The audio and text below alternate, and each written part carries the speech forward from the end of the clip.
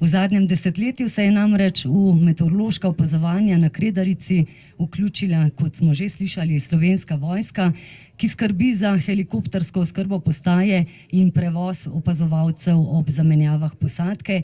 Iz njenih vrst pa so tudi meteorološki opazovalci.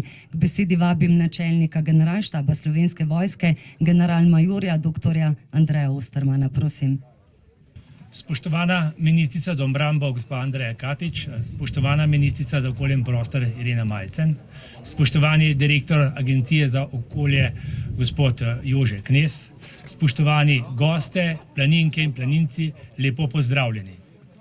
V posebno zadovoljstvo mi je, da vas lahko tukaj pozdravim in nagovorim pod simbolom našega Triglava, ki je naš ponos, nas povezuje in združuje, in kjer skupaj z pripadniki in delavci Agencije za okolje, pripadniki Slovenske vojske že 10 let opravljamo svoje delo. Enote Slovenske vojske imajo svoje pripadnike širom Republike Slovenije. Vse od Ankarana pa tukaj na Kredarici, kjer je najvišje delovno mesto na najvišji nadmorski višini. To nam vse, kar nas navdihuje. Povedati pa je potrebno, da vse to kaže na veliko geografsko različnost naše lepe Republike Slovenije. Meteorološka postaja na Kredarici je pomembna tudi za vojaškega vidika.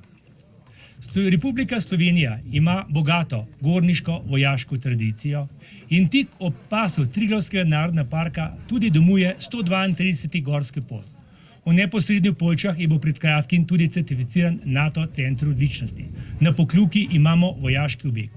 Prav zato so v tem delu visokogorja zelo pogosto prisotni tudi pripadniki Slovenske vojske, ki se skupaj s pripadniki naših partnerskih in zavezniških držav tudi usposabljamo in tako spoznavamo lepote tega območja, ki nudi tudi odlične pogoje za usposabljanje v različnih in tudi ekstremnih pogojih.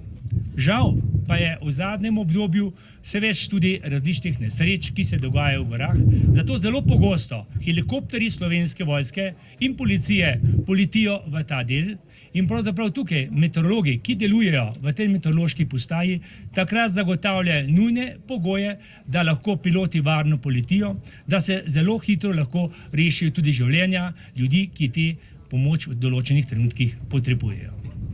Ob zaključku bi se ob tej priložnosti posebej zahvalil Agenciji za okolje in seveda tudi Ministrstvu za okolje in prostor za izredno dobro sodelovanje v vseh teh letih.